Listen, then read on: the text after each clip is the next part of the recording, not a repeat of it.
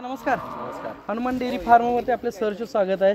तुमचं पूर्ण नाव आणि पत्ता थोडं सांगायचं. माझं नाव विनायक मुळे आहे. मी छत्रपती संभाजीनगरमधून आलो.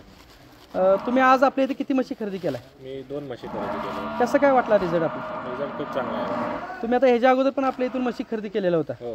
त्या किती म्हशी घेतलेल्या? मी एक गाडी आणली होती 8 म्हशींची. हरियाणाला आलो होतो सोबत. त्या कशी म्हशी वाटल्या? त्या पूर्ण रिझल्ट चांगला आहे, सगळ्या चांगल्या. साहेब आपल्या इथं ऑगस्ट महिन्यामध्ये आमच्या सण हरियाणाला आले होते. तिथं म्हशी 8 म्हशी खरेदी केल्या. टोटल म्हशी सेट झाल्या, चांगलं दूध दिल्यानंतर आज आपल्याला 2 म्हशी खरेदी करायला असल्यामुळं इथं आपल्या रेंदाळमध्ये आलेले आहेत.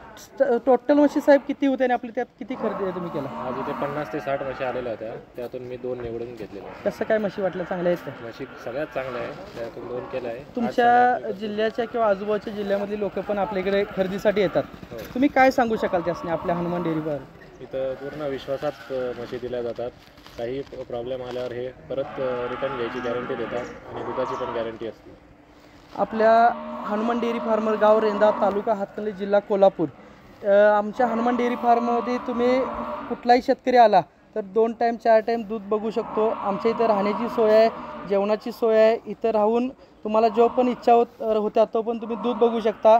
काटा, भांडं, ओवानं, उकणं ह्या सर्व गोष्टीची गॅरंटी आहे. तुम्हाला जेवढं दिवस चेक करायचं तेवढं गॅरंटीने चेक करू शकता. साहेब तुम्हाला पण हे मी आपण बोललेलं होतं. साहेबांनी अर्जंट जायचं आहे, त्यामुळे तिने आता अचानक आपल्या गावची गाडी करून चाललेले आहेत. नाही तर साहेबांनी पण मी आग्रह केला होता की माझ्या 1-2-3 टाईम तर दूध बघा आणि मग जावं म्हणून. आणि साहेबांचा एवढा आपला एक विश्वास आहे की 1 टाईम ही दूध न बघता त्यांनी आज भरत होती गाडी, तरी आपण चेक करून त्यासनी म्हशी दिलेल्या आहेत. साहेब तुमचं खरोखर म्हणजे आभार मानतो की तुम्ही आमच्या इथे येऊन खरेदी केला आहे. कारण हरियाणाला भरपूर लोक येतात जातात, तर एक विश्वास निर्माण करणं हा गोष्टी आहेत.